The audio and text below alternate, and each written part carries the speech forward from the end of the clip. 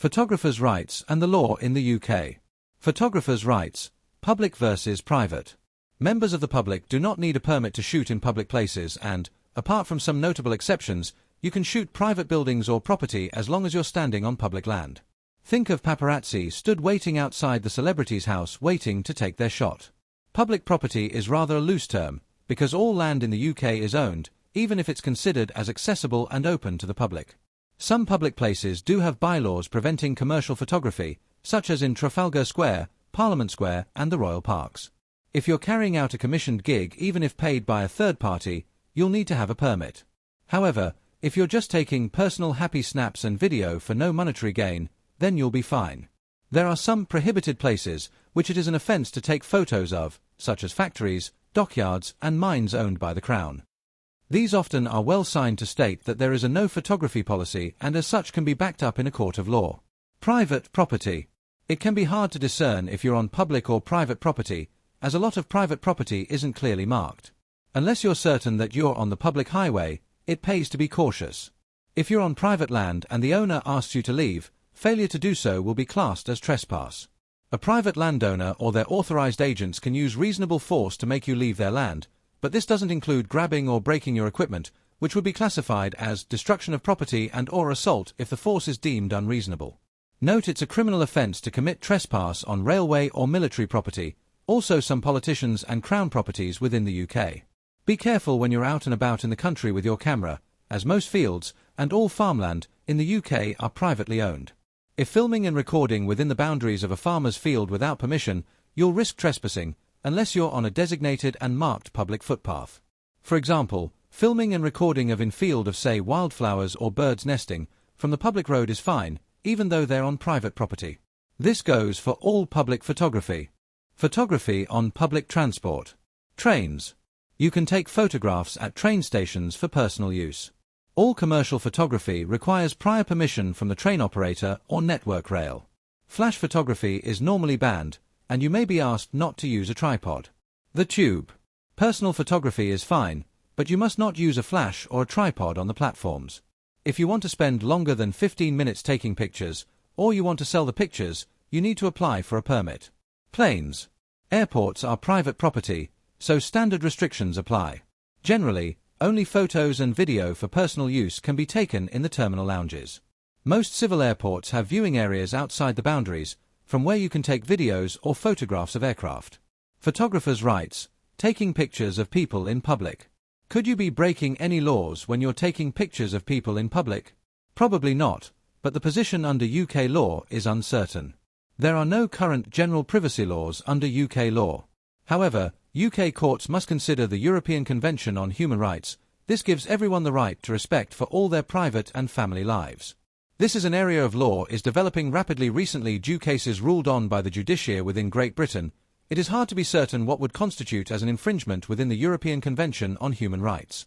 The issue is the place, time, and manner the image or images were taken, such as where a person would have a reasonable expectation of privacy. It is therefore advisable to be careful when taking photos intended for publication, even where the photography, videography is taken in a public place. Monetization of this material could be hard to achieve on private platforms such as YouTube if recorded material has been claimed as recorded as copyrighted as it falls within the European Convention on Human Rights Act. For example, it has been suggested the right of privacy of a child could be infringed by publishing a photo or video of them with their parents in a public space without the child's parental permission. Photographing children in public is a massive hot topic and one which causes a lot of misinformation. The same laws which apply to adults is the for children. A child is classed as being under the age of 16 in the UK, do not have the legal capacity to consent, and therefore a parental or guardianship consent must be given on their behalf, before publication to avoid possible legal or copyrighted issues on private social media platforms. Photographing and videoing in and around locations even from a public space where children gather, usually have their own photography restrictions. These are usually private property or are run by a local authority and governed by local authority bylaws. Although some photos, video of children taken in a public place may be fine for non-monetization use, it is advisable to seek permission from the child's parents or guardians wherever possible and feasible. For instance, on a public street this may not always be possible in advance of recording. Never record covertly with say a long-range lens for obvious reasons. For commercial images and video, you may need to get what is known as a model release form signed by the parents or guardians where children are concerned. What is a model release form? A model release is simply confirmation of consent given to a photographer by the person in the photograph that the image may be used for various purposes, and it is not a requirement of the law. Currently, no standalone image rights are currently in the UK, however, they may exist in other countries. Note there's no industry standard model release form, and each agency or publisher will have their own requirements. If you want to sell, give photographs or video to an agency, visit their website, where you may find their policy and find a printable copy of any agreement required by them. What are photographers' videography rights with police? Currently, the police in the UK have no powers to stop you taking photos in a public space, but there are other laws you could be arrested and imprisoned for, such as the Official Secrets Act, even if not known or signed by yourself. A police officer may wish to search you in relation to being suspected of a crime and stopping you for questioning. Note police can only do this legally if you are suspected of the following: carrying drugs, weapons, stolen property or items that could be used to commit a crime, an act of terrorism which could include taking photographs or filming sensitive locations or cause criminal damage. Police powers under Section 44 of the Terrorism Act 2000 have been removed, but an officer can still abuse the power of stop and searching you if they have considered your action gives them reasonable suspicion you're a terrorist, as laid out under Section 43. What is the legal test for a Section 43 search? The officer must have a reasonable suspicion that the person is a terrorist. The officer must have a reasonable suspicion that they will find evidence of terrorism. What is the difference between Section 43 and other sections of the Terrorism Act? Section 43 is a stop and search power, not an offence. People cannot be arrested or charged under Section 43. Police can do: view images on any recordable camera or device you're carrying if you're being searched under Section 43. Seize and retain your camera, mobile phone and/or imaging device, should the police officer have reasonably suspect they may contain evidence which is contained on them confirming that you are a possible terrorist. Question you if you appear to be taking photos of any member of the police force operating outside of their normal role, armed forces or intelligence services.